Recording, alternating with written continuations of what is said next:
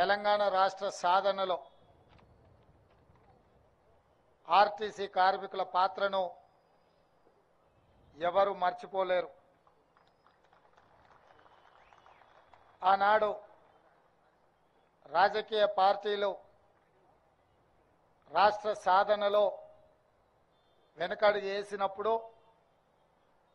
రాజకీయ పార్టీల వల్ల తెలంగాణ రాష్ట్ర సాధన సాధ్యం కాదు అని ఆలోచన చేసినప్పుడు ప్రొఫెసర్ కోదండరాం గారిని పొలిటికల్ జేఏసీ చైర్మన్గా నియమించి వారి నేతృత్వంలో సకల జనుల సమ్మెకు పిలుపునిచ్చి ఆనాడు ఆ పిలుపుని అందుకొని వేలాది మంది ఆర్టీసీ కార్మికులు ఉద్యమం బాటలో నడిచి రాష్ట్రం నలుమూలల రవాణా సౌకర్యాన్ని స్తంభింపజేసి మీతో పాటు సింగరేణి కార్మికులు, విద్యుత్ కార్మికులు, కుల సంఘాలు, తెలంగాణ సమాజమంతా అండగా నిలబడి ఆనాడు తెలంగాణ రాష్ట్ర సాధనలో మీ వంతు పాత్ర పోషించింది కాబట్టి ఈరోజు తెలంగాణ రాష్ట్రంలో మనం నిలబడి 100 బస్సుల ప్రారంభోత్సవ కార్యక్రమాన్ని జరుపుకుంటున్నాం.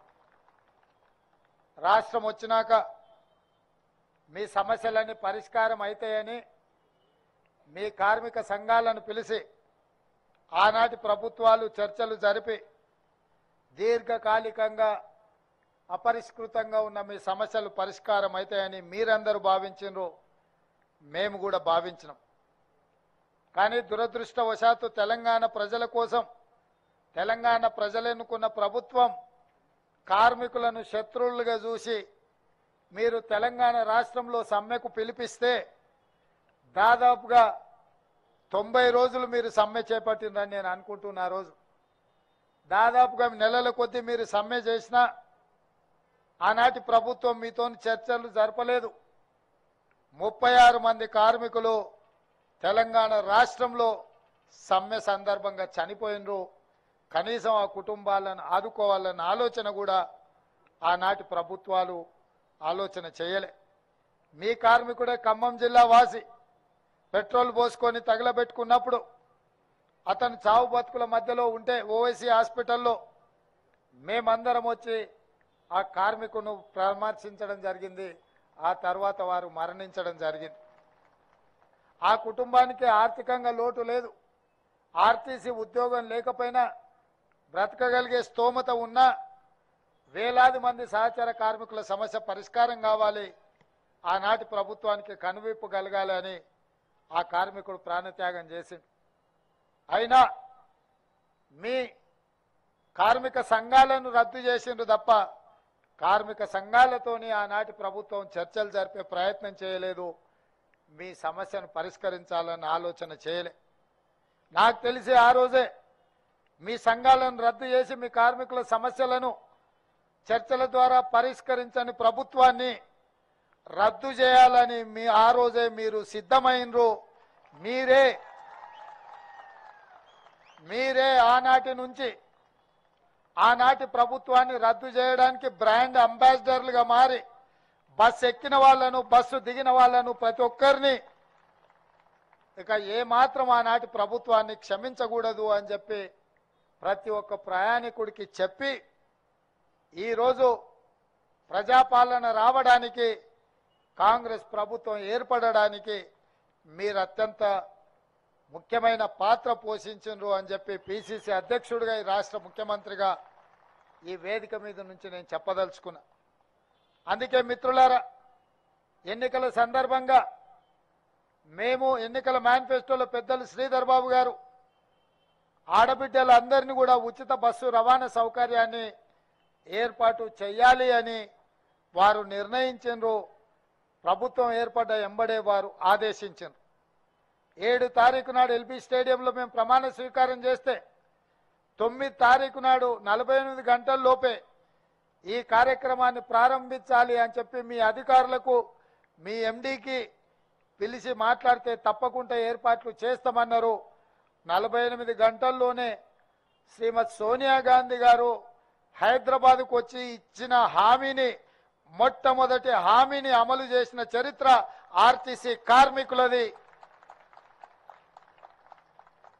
ఈరోజు రాష్ట్రంలో కానీ జరుగుతున్న శాసనసభలో 15,21,00,000 మంది ఆడబిడ్డలు ఆర్టీసీలో ఉచిత బస్సు రవాణా సౌకర్యాన్ని వినియోగించుకున్నారు. దీనికి దాదాపుగా 531 కోట్ల రూపాయల ఖర్చు అయింది అని చెప్పి లెక్కలు చెప్తున్నాయి.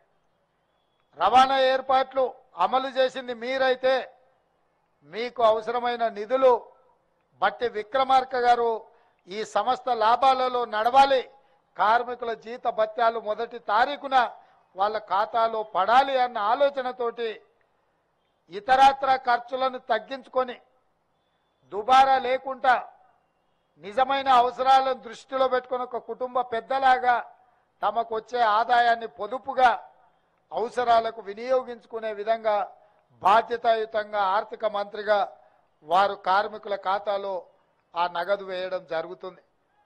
ఇవాళ మనస్ఫూర్తిగా నేను వారిని అభినందిస్తున్నా.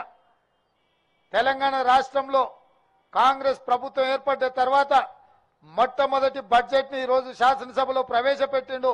వాస్తవాల ప్రాతిపదికన నిజమైన అంకెలతో ఈరోజు బడ్జెట్ను ప్రవేశపెట్టిండు. గత ప్రభుత్వం గత సంవత్సరం 2,90,000 కోట్ల రూపాయల అంచనాతో బడ్జెట్ ప్రవేశపెట్టింది. అధికారులతో మాట్లాడితే ఈసారి 3,50,000 కోట్లతోని అంచనాలు తీసుకొచ్చి ఆర్థిక మంత్రి గారికి చూపించారు. వారు అడిగినరు, ఇది వాస్తవ రూపం దాలుస్తుందా, ఇది నిజమేనా అని. లేదు సార్, ఇది వాస్తవ రూపం దాల్చదు, ఇది అబద్ధమని అధికారులు వారికి చెప్పిండ్రు. మరి అబద్ధాలను నాతో ఎందుకు చెప్పిస్తున్నారు అని అడిగితే గత 10 సంవత్సరాల నుంచి ఇదే అలవాటు అయింది సార్, ఆ అలవాటుతో మళ్ళీ మీతో కూడా అబద్ధాలు చెప్పిద్దామని వస్తే వాళ్ళు వచ్చిండ్రు. అప్పుడు బట్టి విక్రమార్క గారు చెప్పారు, నిజమైన అంకెలు తీసుకురండి, నిజమైన సంఖ్యనే నేను శాసనసభలో పెడతా అని వారు చెప్తే లెక్కంతా నికరంగా తేలింది 2,75,000 కోట్ల 891 కోట్ల రూపాయలు లెక్క తేలింది.